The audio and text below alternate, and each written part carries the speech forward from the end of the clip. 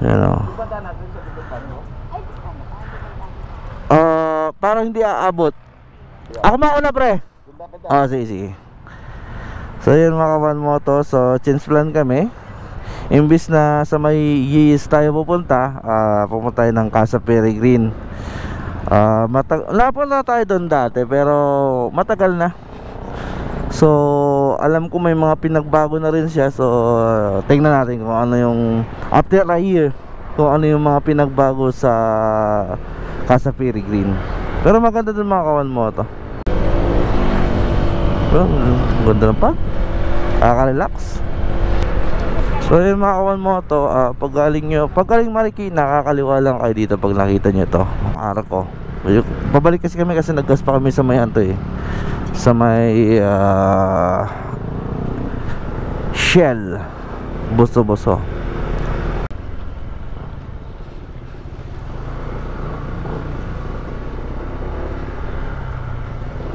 Gamit na gamit yung adventure bike natin dito mga Kawan Moto. Pero last na napunta kami dito, hindi dati pala nakapunta kami dito na sasakyan. Tapos yung pinakaunang napunta tayo dito, ang gamit ko nun yung Honda Beat natin. Kasi nga hindi ko gamit yung 625R nun kasi nga medyo may nagsabi sa akin na rocky road daw. Pero okay naman, tingin ko kaya naman eh. Kasi may mga nakikita na ako nag-sports bike pumupunta dyan eh.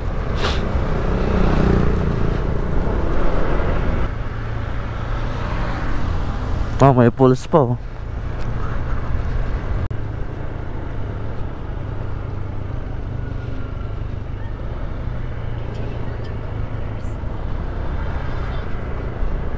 Meron din glamping mga Kawan Moto yung tropa ko dito, yung AG Glamping. Maganda rin doon, napunta na kami doon. Meron tayong video doon, ini-edit ko pa. So nilalabas ko rin yun. Maganda doon mga Kawan Moto. Saka mura yung mura yung rate nila kaysa sa ibang glamping dito. Halos laing fully book nga yun eh. Search nyo lang AG Glamping.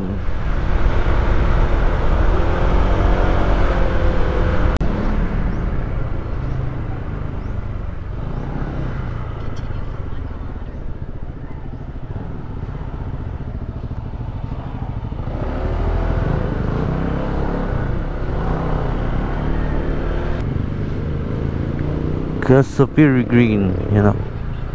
Aray ko. Daming humps.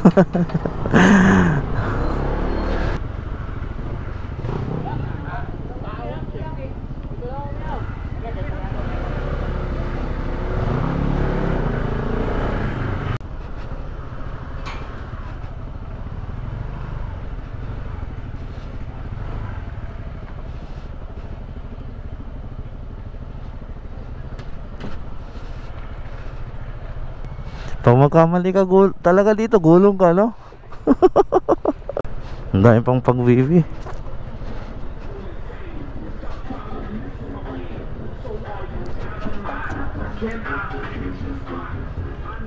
Saan boss? Dito na lang?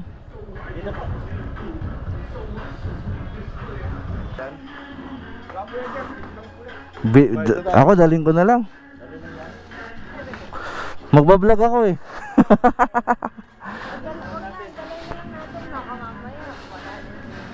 Ano kaya putik kaya? Hindi daw.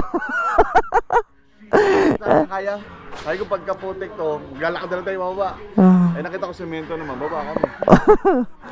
Yan o, Casa Peregrine.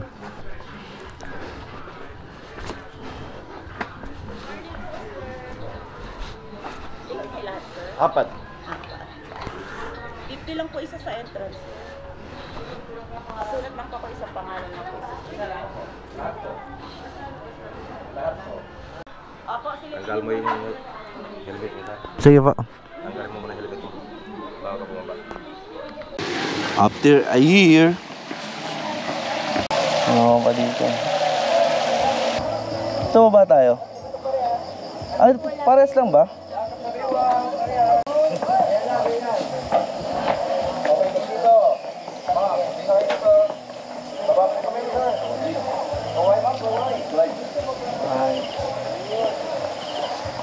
Ganda.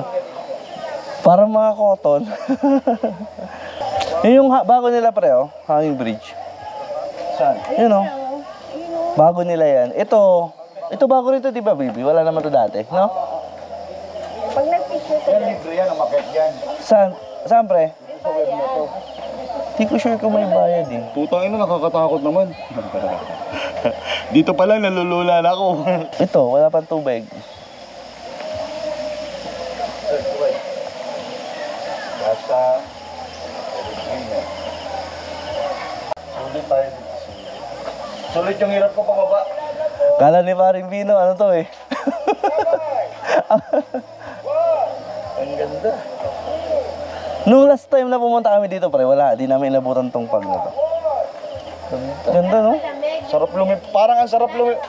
pero malamig talaga. Parang ang sarap lumipad, no? Pakiramdam mo parang nasa harapan mo, parang puro mga, mga, yung cotton, no, pre? Oo nga eh. Ang aga pa, pero ang daming tao.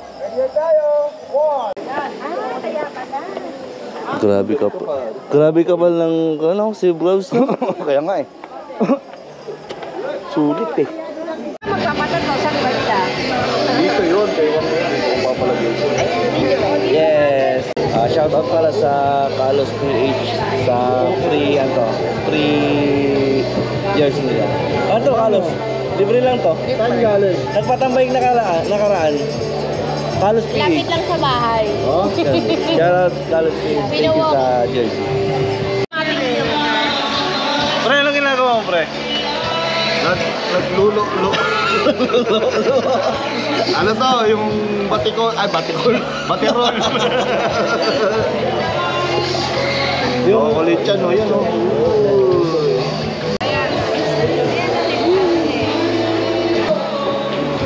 Oh, sarap. Ang bango. Tapos may marshmallow. Mano? Sabi nila, 5 Ang taas bango. na pinapos ko. Alright, goods natin, no? Iwanan niya eh. Sila pag na kanina eh. Huling mo. Yun, oh. Okay. Kain mo tayo. Thank you, Lord, sa goods. Kaya kami. Sarap mo. Tinapos ako.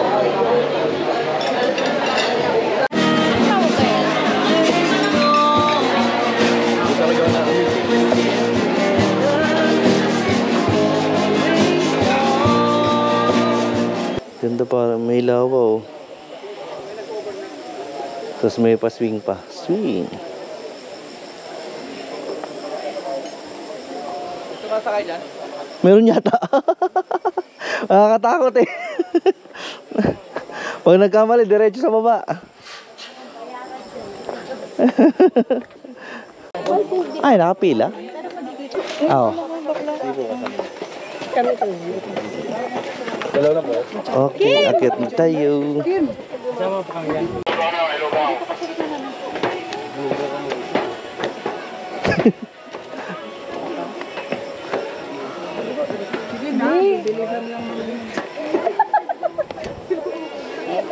Cellphone na, baka malaglag.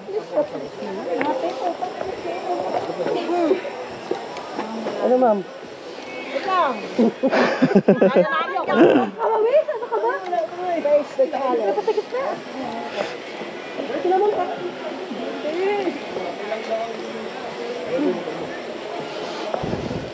Ito yung bago dito, yung Antutulay na to. Dati nang pumunta kami dito, wala pa to.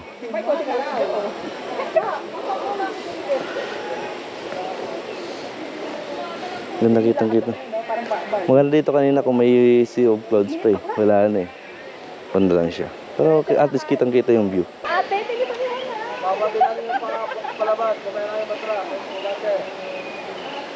Hindi siya nakakatakot. Mas nakakatakot pa yung sa cloud na yun para sa akin. Sheesh.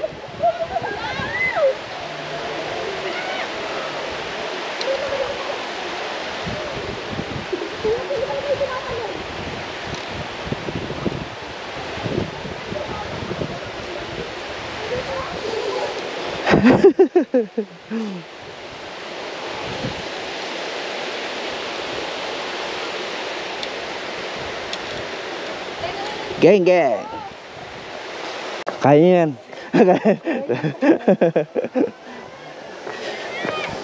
Let's go.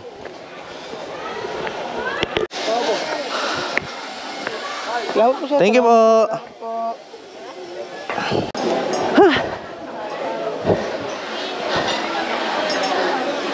Ha? Ano na? Nagpa-picture kami kay Kuya Bila ka daw ng IC. Ito. Ayun na. Ah. Ikaw na lang. Para may ka. Pinangangal ako. Pero kung sana kayong dalawa. Ay, picture na tayo. Tara. Dali. So yan, pauwian tayo Makawan Moto. So bali ang rate ko sa Casa Peregrino Makawan Moto sa food 1 out of 10, mga 10 kasi nag-improve na yung foods nila. Hindi katulad ng unang napunta kami. Sa view 1 out of 10 kasi maganda talaga. Maganda yung view ng ng Casa Peregrine. Sa service naman nila, yun 1 out of 10. So perfect para sa perfect para sa mga gusto mag-relax yung Casa Peregrine. May recommend natin siya. Okay din yung service ng ng mga crew nila. Hindi mas sungit. Kasi importante din yun eh. So yun, para sa akin highly recommended ang Casa Peregrine para sa relaxing ng mga katulad ko mga riders. So yun, kung gusto yung pumunta Makawan Moto sa Casa Peregrine, nawi-waste naman siya or na search sa Google Maps. So yun Makawan Moto, hanggang sa susunod na mga rides natin, pa-share and like naman ng ating video. So yan Makawan Moto, peace out.